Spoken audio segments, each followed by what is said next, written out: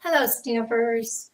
Welcome to Learning with Friends. I'm Pat Fairless from Fairless Stamp and Flair, and today I have something a little bit different for you. We are going to make a greeting card gift box. I thought since we're getting awfully close to Christmas, sometimes we need some of those last minute Christmas gifts. And if you are a stamper like I am and you like to make greeting cards, you probably have a bunch of them laying around your house that are sometimes hard to get rid of. Can't send as many as you make sometimes. So this is a box that we can put some of those cards that we have accumulated in, and then use them as a gift and give to somebody. And the box is quick and easy. So let me go ahead. I'm going to flip my camera over, or switch to my other camera is probably the more accurate thing to say. And I'll show you a sample box that I made probably 2 years or more ago.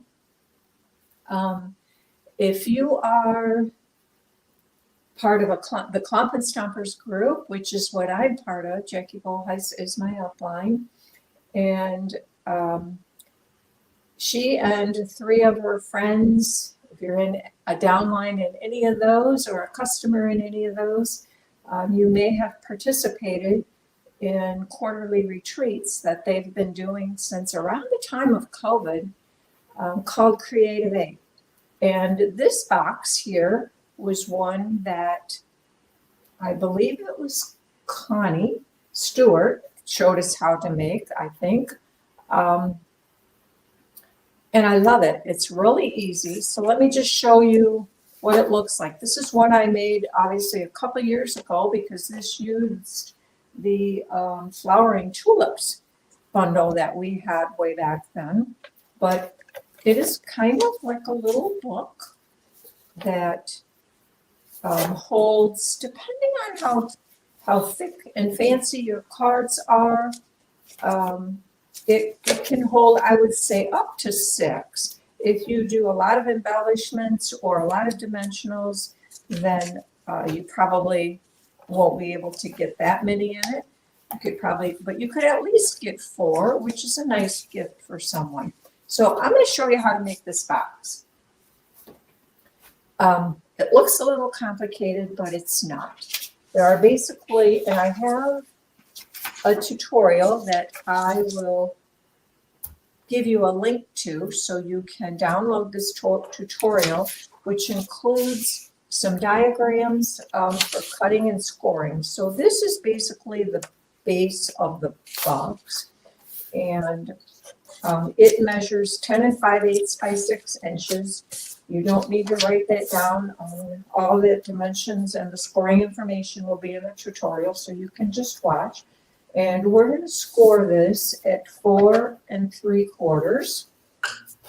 And then we're going to flip it around and score it again at 4 3/4. And that is actually all there is to that piece. So we would take this and use our bone folder just to kind of give it some nice creases. When I do that, I always like to lay it down to make sure it's lined up and square, because I don't know about you, but sometimes my scoring is not straight, and I don't know why. There's grooves in here. But we're going to set this one aside, and as I showed you, there are pockets in the box where the cards go, and that's these 2 pockets right here. So I'm going to show you how to make those 2 pockets, and they're kind of like little mini boxes themselves. So this cardstock is 11 by 6.5, and here is the template that I made for scoring. So we are going to score at 1/2, 5, 6, and 10.5. So we will do that. There's a 1/2 and 5, 6, and 10.5. And I hope you probably can't see these dimensions up here very well. One tip I have, if you use the score, Simply Score tool, which I love to use. You can also use your trimmer. I have better luck with this. I don't know why. I think it's me and the trimmer. But some people don't like this because they say they have a hard time staying in the groove. My hint is, instead of holding this like a pencil and trying to drag it down, because then it does tend to want to wander out, I have much better luck if I just kind of grip it like this and hold it at a very low angle to the trimmer, like not as straight up, but more flat down. And it stays in the grooves very, very well. So that's just a hint on how I do that. Now we're going to rotate it 90 degrees, and we are going to score at 3 inches and 3.5 inches. Now this is making the 2 boxes. This will make both boxes. So we're going to cut this piece. This is 11, as I said. We're going to cut it in half at 5.5. So let me just get my Simply Score tool out of the way, and I will bring in my trimmer. And let me see. So I am going to cut this in half at 5.5. So here's my 5.5. Just going to cut this in half, and that'll take it right in the middle of these 2 center score lines. And now we have the pieces for our 2 boxes. Okay, so the next step here, and there's a diagram for this on the template as well. If I take this lays like this for the template.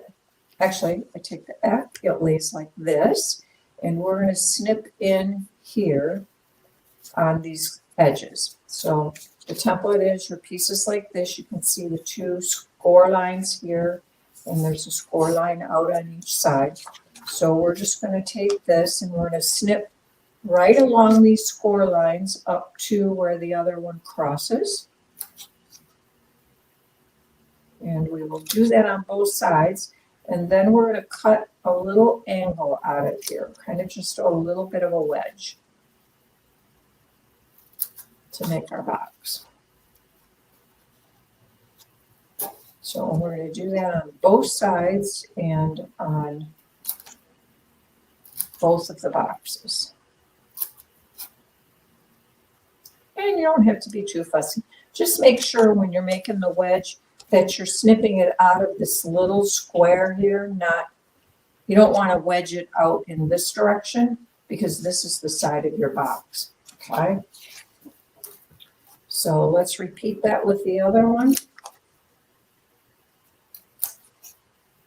And again, come in towards the center here of this tab, not out here, don't want to cut out there. And we'll repeat one more time.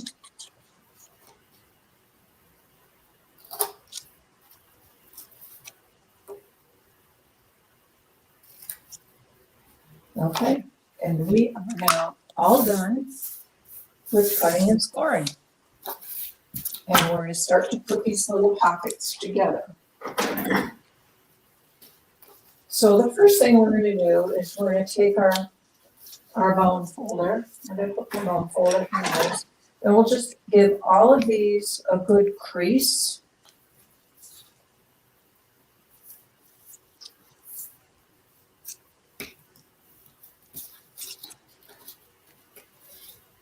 And I'm using, this is Lost Lagoon cardstock. I decided to make it with a little bit lighter color because I think it's easier to see on the video.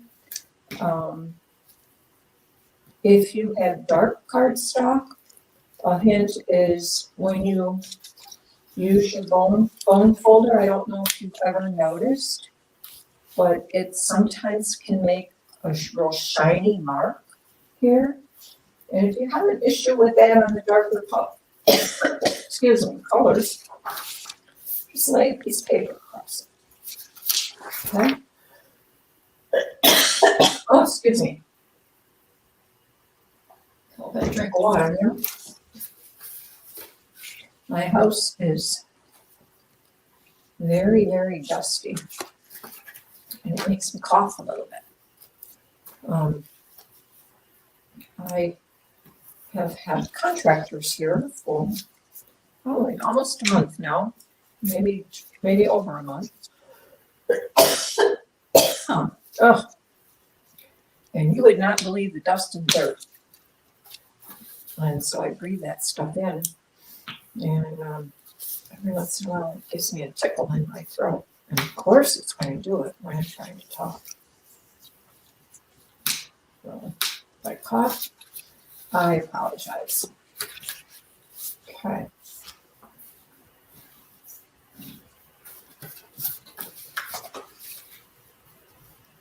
And one last one. Okay, so now we're going to make our little boxes. And the easiest way, I am not a liquid glue fan. I tend to get it all over me, but it works well for these boxes because it gives you a little bit of a wiggle time.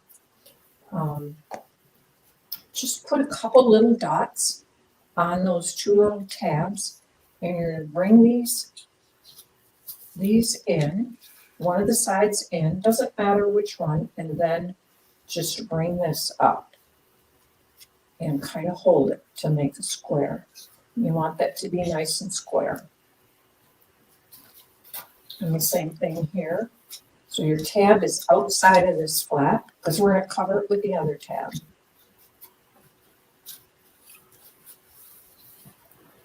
And sometimes I'm going to hold them a little longer.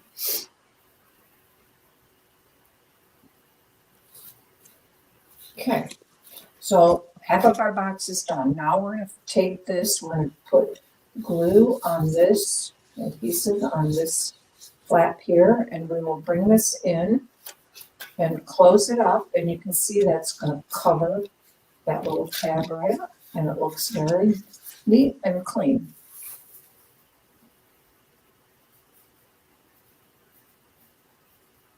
And I got a new bottle of glue, which is not going to be my friend because it wants to goosh out a little bit.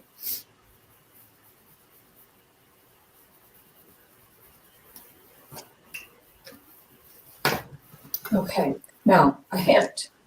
If you take an ink pad and you set this in here,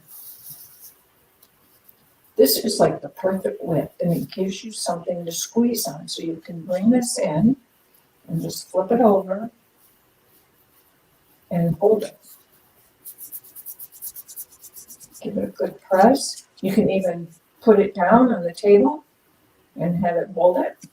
And then to do the other side, just slide it to the other end of the little pouch and flip this one down.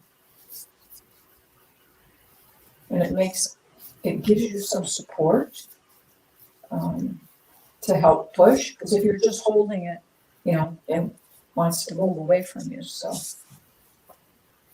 all right, so we've got one done already. So let's do the other one, the same thing. Just gonna add a little dot on this tab here, and bring this in, fold this down, and hold it. Sometimes it helps to kind of set it on the table because then you can tell if it's square. Because you bring that edge here and just put it right up against that score line and bring this up, and that gives you a nice square corner. And hold it a minute.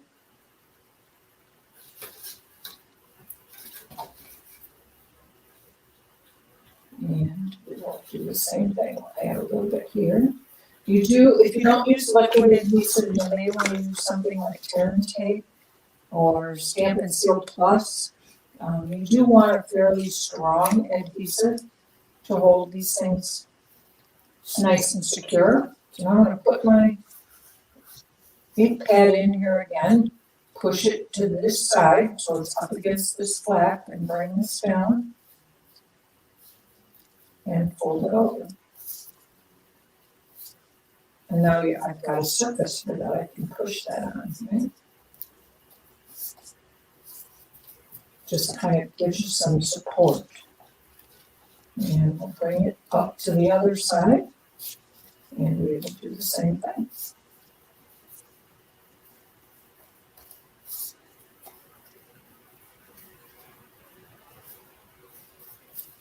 Okay. And we'll hold it, and push it down a little bit here. And we have the two little boxes made. Now, sometimes they don't come out exactly even. If you want to take the paper snips and just kind of trim that off, you can. You don't have to.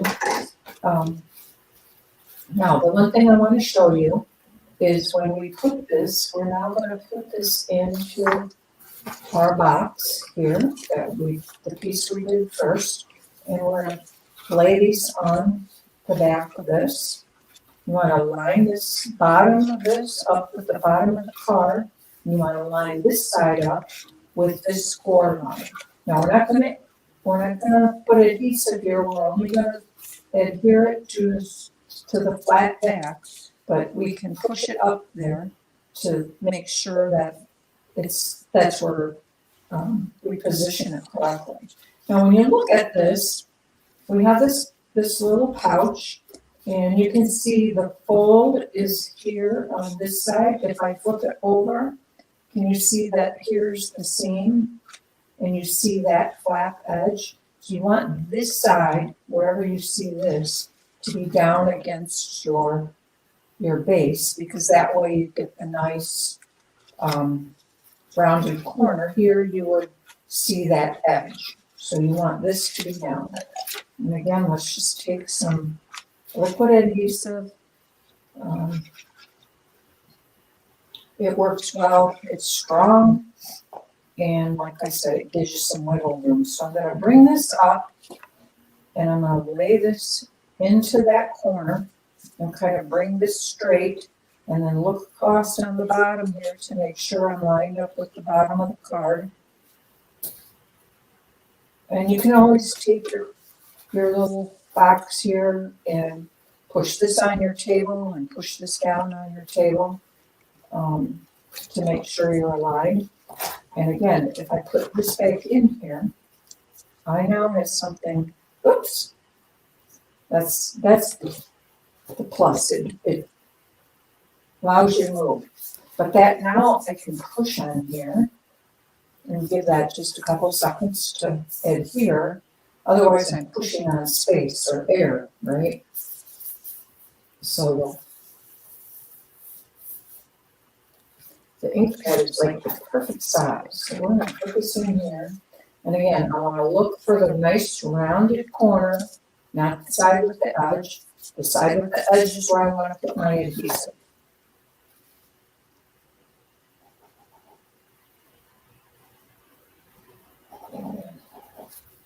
Okay.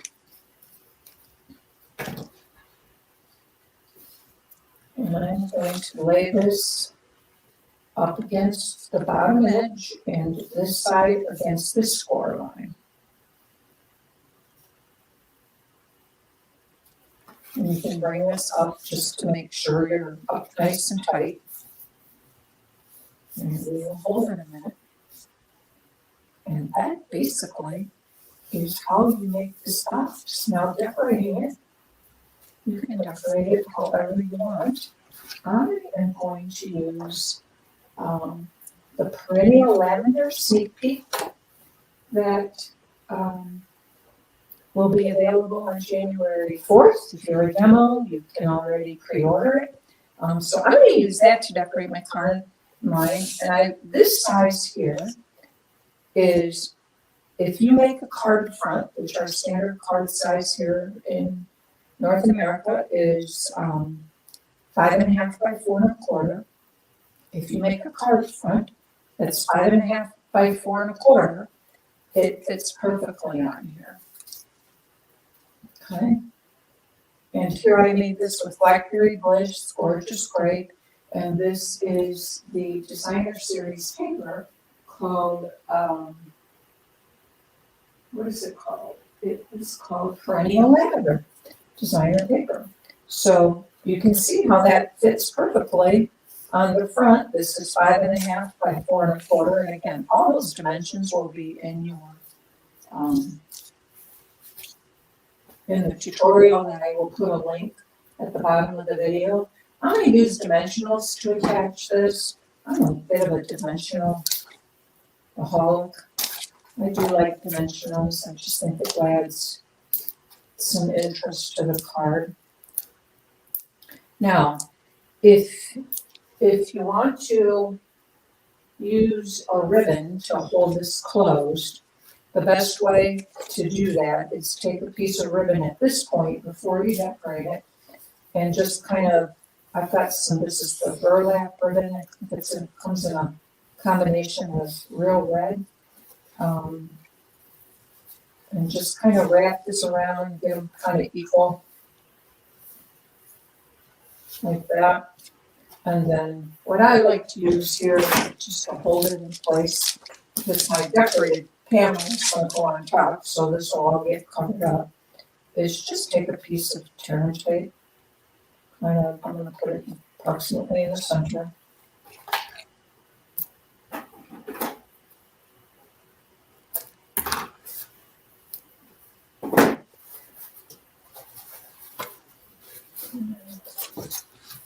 Push that down good. And then my ribbon will be hidden behind my. So if I have that bit of move on me. Okay, that's about right. So that's approximately where I want it. So I'm just going to lay it flat right across there and press that into the tape. Okay, and then I can put my front. Just decorate my front. And I kept this very simple. I just used the designer series paper. Isn't that pretty paper? It's all shades of different purples.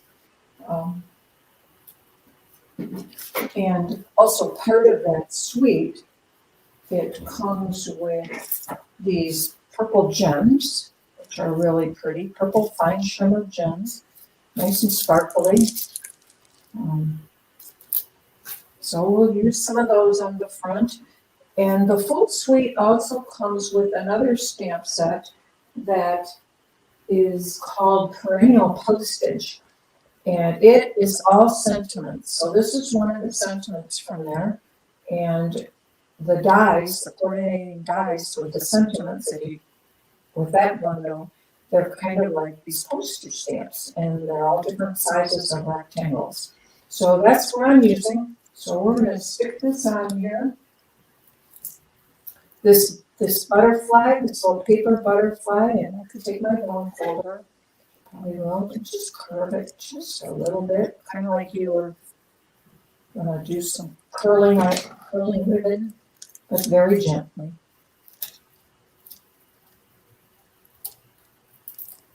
And we'll just stick this on here somewhere. About right there.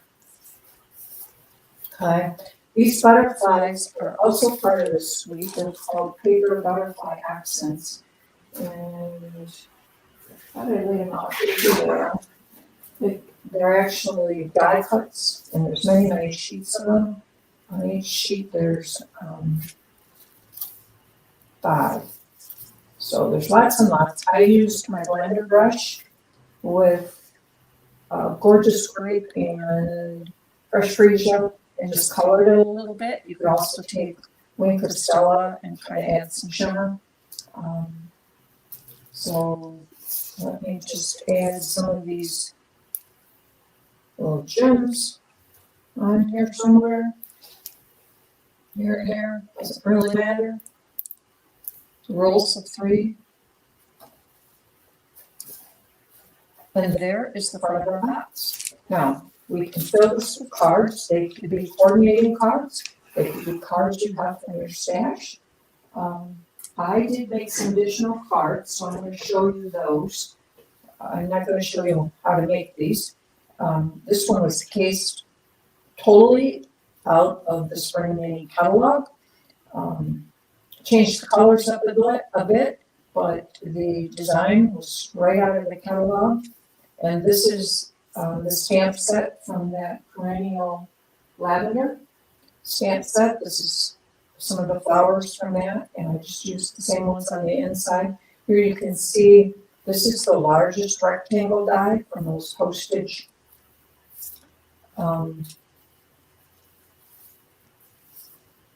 postage dies. Here's another card with similar DSP to what I used on the card front. It's a little bit different, it's a different sheet. I used another butterfly here and just blended some colors on. Here I've got the same ribbon that I used on the box, and this is embossed with white embossing color, and just added another little piece there. And then this one's kind of a fun fold. It is made from a piece of designer series paper that is scored and then folded back on itself. So this is another of the designer series paper that is part of that bundle. I added another little butterfly, and this is another sentiment, all from that postage, perennial postage, I think it's called. What did I say it was called? Perennial postage bundle is all the sentiments. And this is some blackberry ghost ribbon that I found in my stash. I'm sure it's retired. But I love it. I wish they'd bring it back. So let's go ahead and tuck these in our box. And these are a little bit dimensional. They've got a little bit of thickness to them, but I can fit 3 in. And then I made 3 quick and easy cards with some of the designer series paper, where you take 3 pieces of designer series paper and then you just cut the angles and then you mix and match. So you cut all 3 at the same time, then you mix and match, and this makes 3 quick cards. And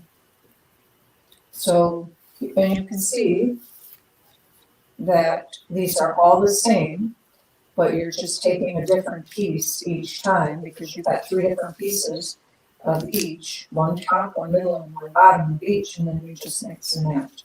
So those are those 3 cards to get an idea a little bit more about what that designer paper is in there. So we'll stick this in the box.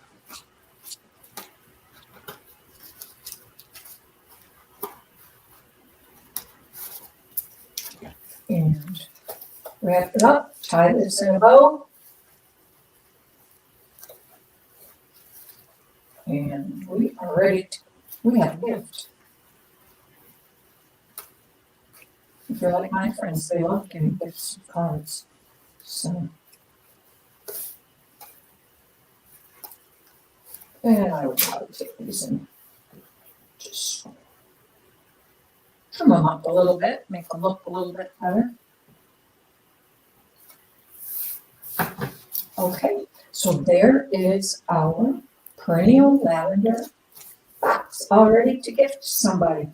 Now I have one more box to show you. This one does not have cards in it, but I had some fun. I wanted something a little bit cute and maybe a little bit more generic, that I could use cards from my stash and just mix and match and fill it with different kinds of cards in there for somebody. So this is the little guy from Fluffy's Friends, and the designer series paper I used here is from Let's Go Fishing. And here, instead of ribbon on this one, I made a belly band. So you can also do that. And honestly, if you don't want to tie it or put a belly band, it stays very well closed. So here is this little bird is from Fluffy's Friends, and this is the same designer series paper from Let's Go Fishing. So those are the 2 projects I made for you today. Plus you can see the previous sample that that is from like 2 years ago with the entire products with the tulips.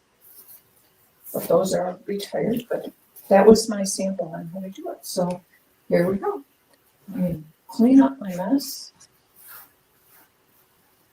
And I hope that was clear. This is not a difficult box to make. I am not much of a 3D expert at making 3D projects. I know Connie Stewart from the Creative 8 team, she is an expert at 3D projects, but I am not. But this one I can figure out. And I do think it makes a nice gift for somebody. So let me bring my camera back to me. And we will wrap this up. I hope you liked that. If you did, will you give me a thumbs up?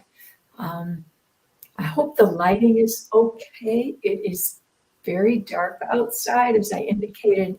I've got lots of construction going, so I cannot do these videos anytime from 7 a.m. to 5 because people are pounding and oh my, it's been so loud. But they're making great project progress. I'm excited. Things are starting to take shape a little bit more. It's been a lot of demo, and demo gets old really quick. But now they're starting to put things back together, so this is the fun part. So anyway, I hope you like that little box. I hope you give it a try. Check out the link below to download a free tutorial. And I will be back next week with something else. We will see you then. Have a great day and a great week. Thank you.